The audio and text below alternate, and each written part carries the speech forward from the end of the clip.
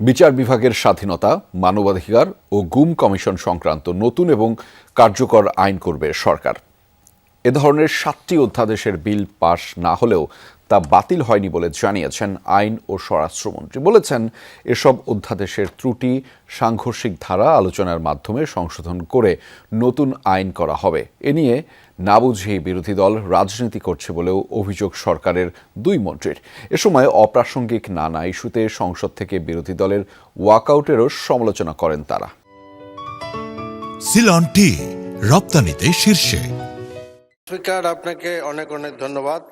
ত্রয়োদশ সংসদের প্রথম অধিবেশনে অন্তর্বর্তী সরকারের জারি করা 133টি অধ্যাদেশ উত্থাপিত হয়। যে রিপোর্টটা এই সংসদ গ্রহণ করেছে, সেই রিপোর্টের বেসিসেই আমরা এগিয়ে যাচ্ছি মাননীয় স্পিকার। এর মধ্যে 97টি কোনো কাটছাট না করে বিল আকারে আইনে রূপান্তর করা হয়েছে, আর 13টি সংশোধনী আকারে আইনে রূপ দেওয়া হয়েছে। রহিতকরণ ও হেফাজত করা হয়েছে 7টি অধ্যাদেশ। এর মধ্যে জাতীয় মানবাধিকার কমিশন, গুম কমিশন, সুপ্রিম কোর্টের বিচারক নিয়োগ ও আলাদা সচিবালয় অধ্যাদেশ রয়েছে। এসব অধ্যাদেশ সাংবিধানিক বাধ্যবাধকতা অনুযায়ী নির্ধারিত 1 মাসের মধ্যে পাশ হয়নি। এ নিয়ে বিরোধী দল সংসদ থেকে ওয়াকআউট করেছে। চলছে সরকারের সমালোচনা। কিন্তু আলোচনাই হবে না, এখন তো এটাকে অলরেডি এজেন্ডা আউট করে দেওয়া হয়েছে। তবে সরকার বলছে, তড়িঘড়ি করে অন্তর্বর্তী সরকার অনেক অধ্যাদেশ করেছে। এগুলোর কিছু ধারা ত্রুটিপূর্ণ ও সাংঘর্ষিক। সরকার অংশীজনের সাথে আলোচনা করে এক্ষেত্রে নতুন ও কার্যকর আইন করতে চায়। ইন্টারিম গভর্নমেন্টের সময় কেউ নিজেদের প্রোভাইড করার জন্য তাড়াহুড়ো করে এই মানবাধিকার কমিশন এবং গুম অধ্যাদেশ এগুলো করে ফেলেছে। তা আমরা বলেছি, এগুলো আমরা যাচাই বাছাই করে স্টেক হোল্ডারদের সাথে আমরা ব্যাপক আলাপ আলোচনা করে এটাকে আরও এনরিচ করে আমরা পরবর্তী সেশনে নিয়ে আসতে চাই। যারা বলছেন আমরা এটা করি না, এটা বাদ দিয়েছি, এটা তারা বিভ্রান্তি ছড়াচ্ছেন। রহিতকরণ বিল হলেও এটা কিন্তু আইনে পরিণত হয়ে যাচ্ছে। ওই আইনের অংশই হলো যেটা অধিকতর যাচাই বাছাই করার জন্য আমরা কমিটমেন্ট দিয়েছি পার্লামেন্টের মাধ্যমে গোটা জাতিকে।